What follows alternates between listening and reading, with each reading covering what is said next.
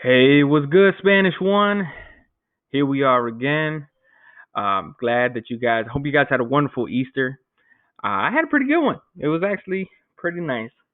Okay, we did a ton of things with my daughter. So, you know how that is. Once you have everything planned and everything goes good, you know what I mean? We were very blessed. All right, so check it out. Here we are. We're starting a new chapter. We're leaving chapter 3. We're going to leave food behind us for a little while. Okay? And so we're going to move on to what's called pasatiempos. But senor, what's a pasatiempo? I got you guys, all right? A pasatiempo is a hobby, all right? And so most Spanish people, I've heard people say pasatiempos, but most Spanish people just say hobby. So you'll hear someone in conversation say something like, sí, yo tengo muchos hobbies, right? Hobbies, hobbies, because H in Spanish is silent. But the exact word for hobby is pasatiempo. All right. So let's move down. Okay. I'm on page 170. If you want to follow along, that's okay. Here we have our first picture. It's called El Quitasol. Quitasol means to take away the sun or the sun take awayer. And obviously, it's probably talking about this umbrella. And the way you say umbrella in Spanish is paraguas. And but I'm assuming what it is that it's talking about this painting made by Francisco de Goya, and I believe he was talking about how people back in the day, in order to block themselves from the sun, they would have these umbrellas that would keep people from getting sunburnt and keeping that white skin, because that white skin back in the day, that was where it was at. Okay, and that's how people relaxed.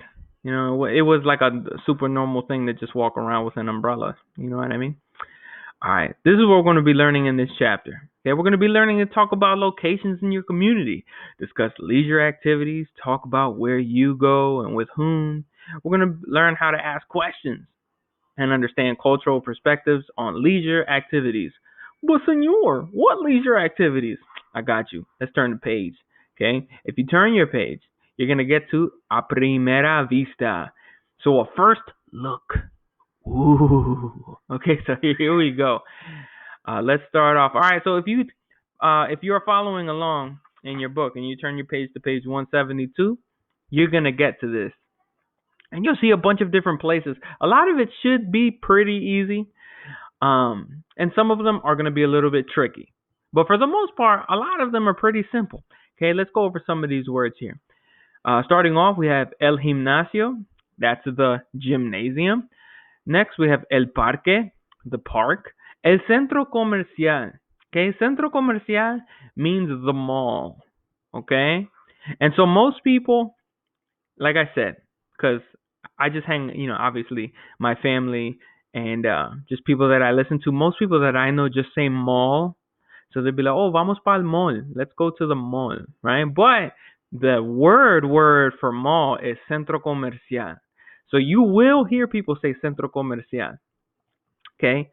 Like, for example, if you go to a mall that we know, we would say centro comercial. Or if you go to like a place where there's a lot of outside stores or people like having their stuff outside, that's also called a centro comercial because there's a lot of things that you can buy in one place.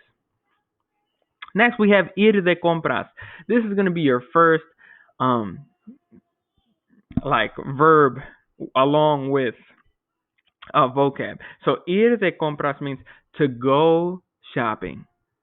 Okay, and we'll get way more into this a little bit later. Next, we have el trabajo. El trabajo means the job. La lección de piano, the piano lesson. Remember, I'm saying the in front of all of these words because you have el, la, el, and the stuff that doesn't, like ir and ver, that's because those are verbs. Okay, and this is the vocab word, like película and comprar. Those are the actual new words that we're learning.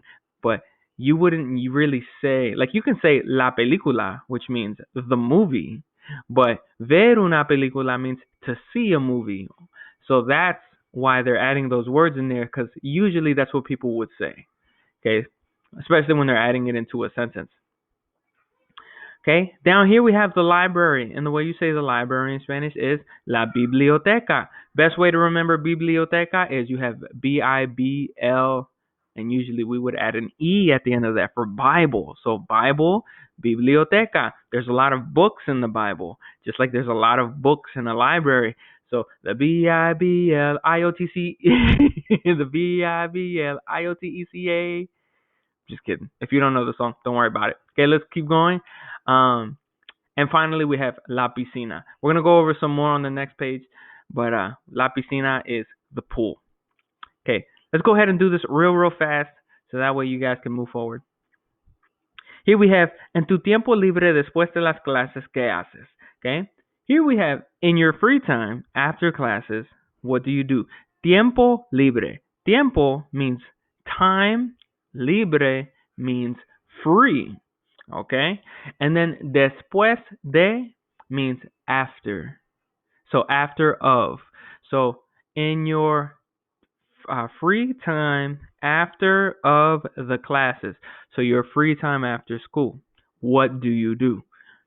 And the person responds, voy al gimnasio para levantar pesas y al parque para correr. Okay? Voy comes from this word. Comes from the word ir, like ir de compras. Ir is going to be your base word there. Okay, and so this is going to be the first conjugation. Ir is an irregular verb, and so when you conjugate the word ir, it's going to be a little weird. You're going to start off with voy, okay, and then the next one you'll have is the word vas for you go or you're going, and then you have va for he, she, or it is going. Then you have vamos, we are going, and then van, van, van, they are going. And like I said, we'll get into that a little bit later. Okay, so hoy, so then the person goes, I'm going to the gym to lift weights and then to the park to run. And you, the person goes, today, hoy, voy a mi trabajo. I'm going to my job. And he says, no voy a mi lección de piano. I'm not going to my piano lesson. Okay, over here we have two other people. You know, guys trying to get them digits, you know. Okay, so he says, ¿Con quién vas al centro comercial? The word quién we should know already, but it's it's an easy word to forget. The word quién means who. So con quién means with who. So with who vas al centro comercial? With who are you going to the mall? Voy con Guillermo. So we know voy from here. Voy means I'm going. Okay? So I'm going with Guillermo. Y después and after, vamos, we're going al cine, to the movie theaters. Okay? I think I skipped that one up top. Okay? Cine means movie theaters. Okay, or the cinema, like that's how some people say it. So cine, cinema, it's spelled the same. It starts off the same, C-I-N-E, and it goes in you, and then homeboy over here says, voy a la biblioteca para estudiar. I'm going to the library to study. Después voy al café del mundo con Lucila. So he's going to the World Cafe. The word mundo means world. Don't really have to know that for this chapter, but just know that for right now. World Cafe. And then con Lucila. And Lucila is the girl that he's going to end up going with to the cafe. All right, let's move on. Okay, next page, we have a couple more words. It says la playa. La playa is the beach. El restaurante, you can figure that out. El campo, this does not mean the camp. All right? Fun fact out there, el campo doesn't mean the camp. El campo means the countryside. So like for example, if you leave Shamokin, if you're heading down 61 and you're heading towards Sunbury, you'll see a lot of campo, a lot of countryside. Okay? And then las montañas, the mountains. Remember más vocabulario. Okay? You're going to want to remember the word for iglesia, which is church. And these other ones are also important, like templos, temple, synagogue, mosque. You know, all of those are very important. But the two here that are going to be good, very good for moving forward is the word iglesia for church and templo for temple. Okay? And then let's finish this. It says, ¿Qué haces los domingos? What do you do on Sundays?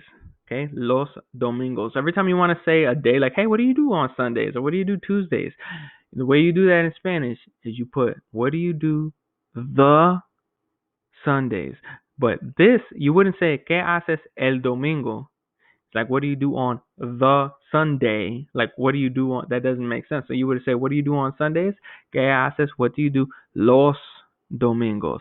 And the person goes, I'm going con mis amigos, with my friends, a la playa.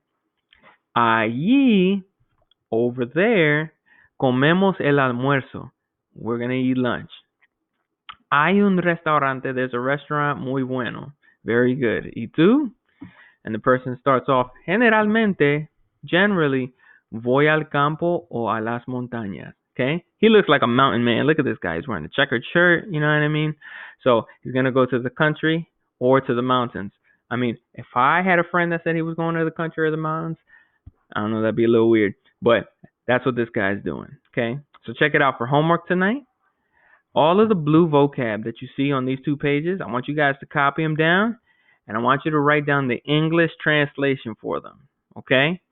The only one you don't have to do is the Más Vocabulario because it's given to you. But everything else, I want you guys to write down.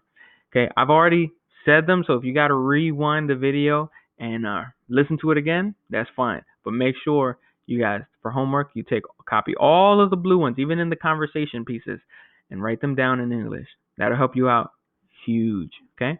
All right, guys. See you guys later.